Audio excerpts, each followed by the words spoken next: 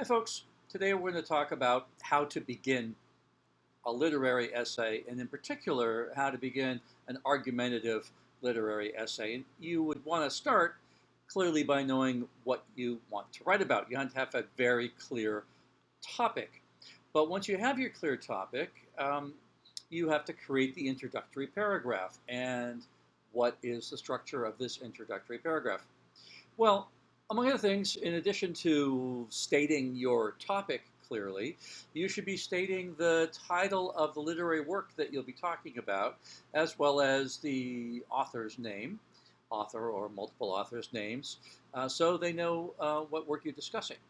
Um, you really need to hook the reader with your first sentence so that from the very beginning they're interested.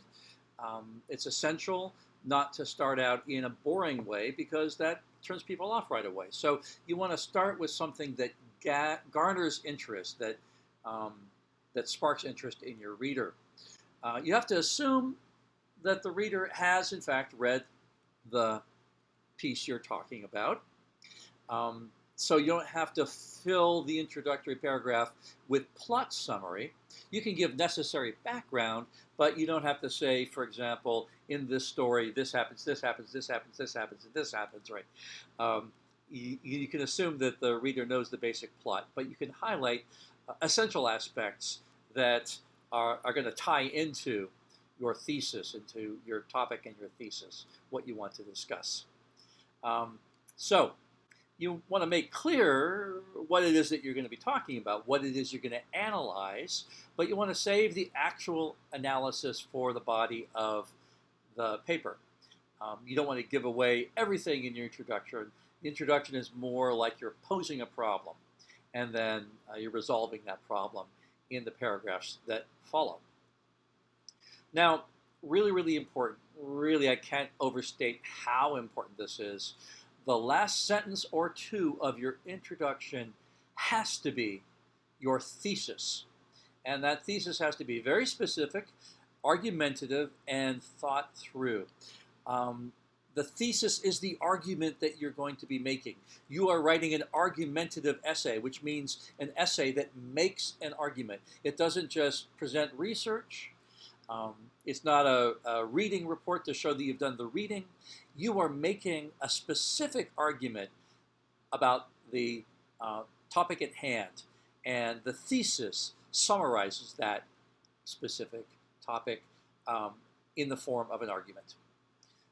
Now, okay, really important, you want to also make sure in the introduction, as well as throughout the paper, that your sentences are not just sort of floating next to each other without connections. Make sure that this is a well-structured paragraph where the pieces of it flow together. Don't make it a Frankenstein monster where the stitching can be seen and body parts from different bodies, grave robbed from different graves. Make it something where it flows nicely and moves acrobatically. Okay. Now, since this is a paper in which you are writing about literature, it's important to get the form right. So, for example, if you're writing about a book, the title of the book should be in italics. If you're writing about a story, the title of the story should be in quotation marks. Same for poems and essays.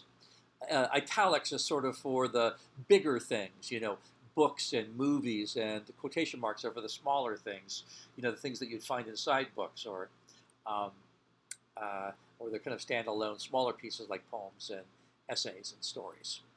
Don't refer to the author by his or her first name. So, for example, if you're writing about me and I'm the author, you don't say Tony says, you say Barnstone says, right? So you use the last name. Okay, so next, having said that you have to have a thesis in the last sentence or two of your introduction, I suppose it's a really important thing for me then to say what in fact is a thesis. For this, we are going to use a very useful tool. It's called the Sheridan-Baker Thesis Machine. And the first thing you want to do is come up with your topic, and I gave you three possible topics here. State the topic under consideration, and the examples given are A, Zen poetry, B, sexism in Indian Buddhism, and C, morality in Indian fiction writing. Okay, so those are three general topics. Now, a topic is not a thesis. A thesis is an argument about that topic, but that's the general area that you might want to write about, perhaps. And so those are topics. So having stated your topic, you want to state the specific issue about that topic that you want to talk about. And you put it in the term of a debating proposition, as if you're debating with someone and making an argument. So you're going to make a resolution. Resolved. Zen poetry is about enlightenment. So the topic is Zen poetry, and what you're arguing about is what your argument is that Zen poetry is about enlightenment. All right. Or B, resolved. Indian Buddhist writing can be sexist. Right. Not sexism in Indian Buddhist writing, but making an argument about it that it can be in fact sexist. Not just morality in Indian fiction, but morality harms realism in Indian fiction. So there's an argument about morality that you're making in this particular step. Okay? So once again, you've come up with a topic, you presented it as a form of a debating proposition, as an issue. Now, next, you want to take that position and add a rationale. Okay? You got that debating position, you're going to add a rationale. I believe this because, right? This can become your working thesis. And so using a because clause, convert your resolution into a sentence that states your position on the issue and provides your main rationale for that position.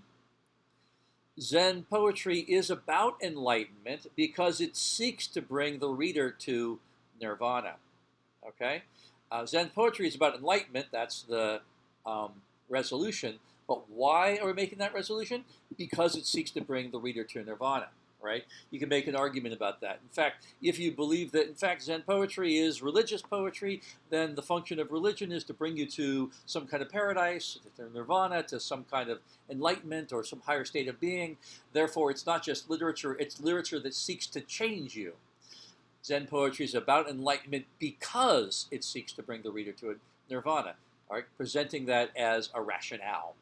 Next, Indian Buddhist writing can be sexist. That was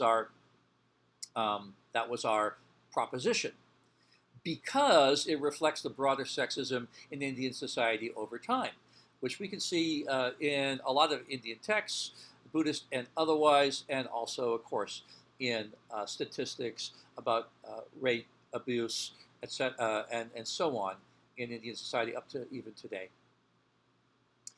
Third one, morality harms realism in Indian fiction because it breaks the suspension of belief by bringing in the moralizing voice of the author. So you think you're believing in the story, you're into this scene, you're listening to the characters, you're really in the world like you've been entered into a movie, and suddenly a voiceover comes in and says, and the moral of the story is, and that completely knocks you out of the story, right? So that would be what our rationale as to why morality harms realism in Indian fiction. Okay?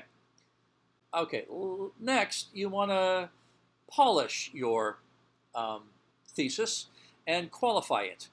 You take the rough thesis and add any qualifications, maybe by using an although clause and maybe getting rid of the overt use of because. Although Zen poetry can be about many things, direct pointing, observations of nature, humorous social irony, it is ultimately about enlightenment because it seeks to shock the reader into nirvana through the Zen flash. So you are integrating qualifications. Although it can be about a lot of things, really it's about enlightenment because it seeks to take you to that higher state. Although Indian Buddhist writing can be sexist, this only points to a deeper problem, the broader sexism in Indian society over time, right? And you can see how you might be able to write a really good paper about that by bringing in statistics and other texts and making it more of a sociological um, and feminist argument about Indian society, or Indian societies, because there are many sub-societies, and of course it changes over time, and how it relates to Indian Buddhist writing, ancient and modern. Although much Indian fiction is celebrated for its realism, it often includes moral and political elements that harms that realism, breaking the suspension of disbelief by bringing in the moralizing voice of the author. So you see, we're really developing a true argument here in this fourth stage rather, of the Sheridan-Baker thesis machine. Okay, a final step, reverse and test. It's really useful to expose potential counter-arguments, because the last thing you want to do is make an argument and have people say, yeah, but, or have you thought about, or, right, so where they're poking holes in your argument because you haven't thought it all the way through and thought about counter-arguments. Really important to take those counter-arguments and actually acknowledge them in your paper, and then show why, in fact, your argument actually prevails despite these counter-arguments. Although Zen poetry might seem to be about enlightenment when it seeks to shock the reader into nirvana through the Zen flash, it can be about many other things as well: direct pointing, observations of nature, and humorous social irony. Right? So there's the counter-argument. Well, what do you do with that? Well, if I was writing this paper, I'd say, well, in fact, humorous social irony, direct pointing, and observations of nature are all things that lead to the Zen flash, right? Because they shock you into a different way of seeing. So in fact, these are all functions of, or manifestations of, that seeking for enlightenment, that Zen flash that we were talking about to begin with. We're not talking about two different things. We're talking about ultimately one thing. Right? So that would be a way in which you could take the counter-argument and integrate it into your main argument. Indian Buddhist writing can be sexist, but this can't be wholly blamed on the deeper problem of sexism in Indian society over time. Well, that's interesting. Okay. Not sure that we would have to change the argument, but maybe if we did, we might say, in fact, well, maybe there's something intrinsic to Buddhism. Maybe there's some problem in Buddhism itself that, in fact, it's a religion of enlightenment and freeing oneself from traditional social beliefs for a more spiritual practice, and yet it still integrates this essentially anti-spiritual sexism in which you blame someone for their gender and judge them for it, treat them differently, take away their rights. Maybe Buddhism, Indian Buddhism, should have been able to transcend its own culture and its own society and its sociological effects, so as to be, in fact, more enlightened in terms of gender. You can make that argument, perhaps. So maybe, in fact, the reversal of the argument did reveal something that could go into our argument. Let's look at the third one. Although moral and political elements harm realism, breaking the suspension of disbelief by bringing in the moralizing voice of the author, much moralizing Indian fiction is celebrated for its realism, suggesting that this is not much of a problem. Well, that's interesting. I could definitely see making that argument. You could take as one example the Lion Makers from the Panchatantra, where you really have the moral at the end of the story, and you're not really seeking realism. It's basically a moral parable to begin with. And then take Picnic with Moonlight and Mangoes or The Shroud and say, well, these are very much like the Panchatantra. They are moral tales. But we so much believe in the characters through the psychological realism and the sociological realism of their depictions that we forget that moralizing parable. And the moral comes through the psychology instead of harming our sense of that psychology. Okay, so that is how you make a strong thesis. Okay, so we might also take a look at a couple of examples. I want to talk about James Baldwin's Notes of a Native Son. Has a very interesting opening. On the 29th of July, in 1943, my father died. You see, right at the beginning, we're engaged, right? We want to know this story. It's incredibly personal. Wow, what a remarkable first sentence in some ways. On the 29th of July in 1943, my father died. On the same day, a few hours later, his last child was born. Well, now I'm really interested. Okay, so he died, and then then his child was born. So that's really kind of ironic and sad. Over a month before this, while all our energies were concentrated in waiting for these events, there had been in Detroit one of the bloodiest race riots of the century. A few hours after my father's funeral, while he lay in state in the Undertaker's chapel, a race riot broke out in Harlem. On the morning of the 3rd of August, we drove my father to the graveyard through a wilderness of smashed plate glass. Okay, so you see how he starts out with a hook.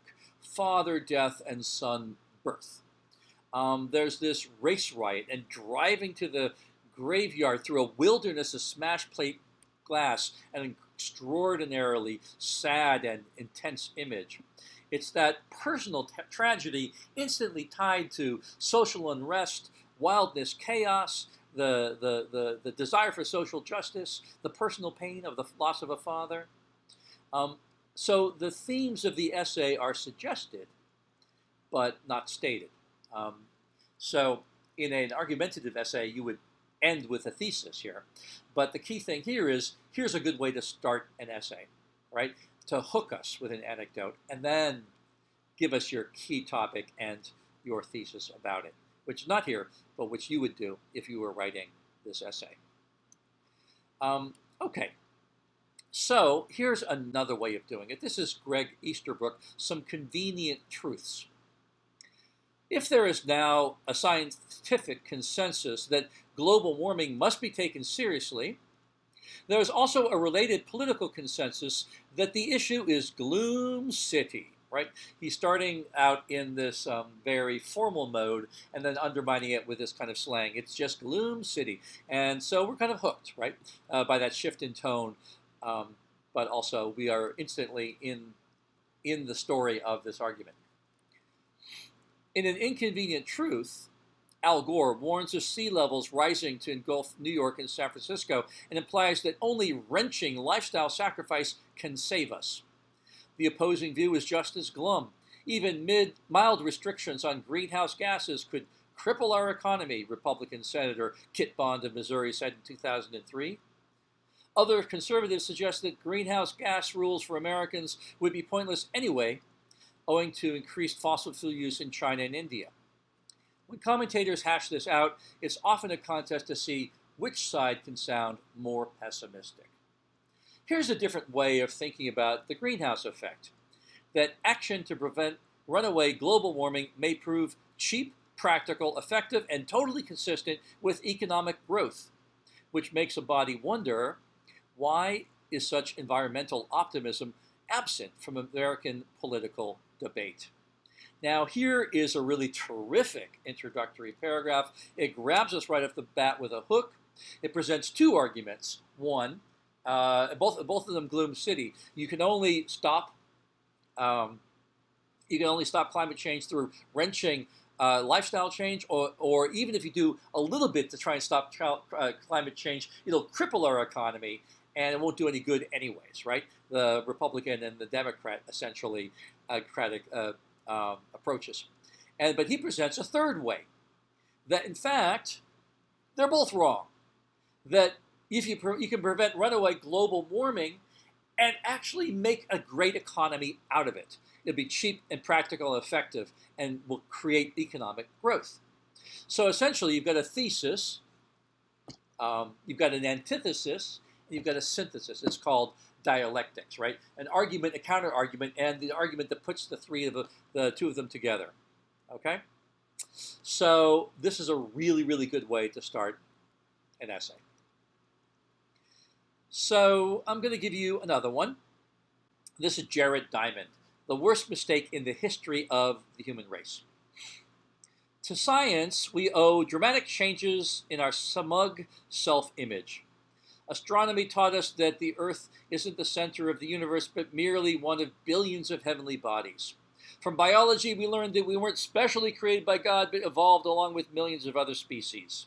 Now, archaeology is demolishing another sacred belief that human history over the past million years has been a long tale of progress. In particular, recent discoveries suggest that the adoption of agriculture, supposedly our most decisive step toward a better life, was in many ways a catastrophe from which we have never recovered. With agriculture came the gross social and sexual inequality, the disease and despotism that curse our existence. So, all right, first off, is a good title? Yes. The worst mistake in the history of the human race. It gets us interested. Now, you'll notice that it's very argumentative, right? It's not obvious. It's interesting. It basically says science undermines our smug self-image, gives it an example, another example, and the final example that will end up being our topic and our thesis. It's a very effective argument to be made. Okay. So, in brief, I hope that you've learned here a couple of different ways to write your introductory paragraph. The key thing to remember is you are writing a good paragraph that flows nicely. You're ending it, you're sticking your landing like an ice skater, Olympic ice skater. You're sticking your landing on a thesis, which is argumentative. You're starting it off with a hook, and you have a title that grabs our interest, like the worst mistake in the history of the human race. You are not doing a lot of plot summary, but you are giving us the background and the topic, the author's name, the title of the text that you'll be using, put into correct form, novels in italics, poems and essays and stories in quotation marks, and then you launch into the essay itself. I hope this was useful. Thank you.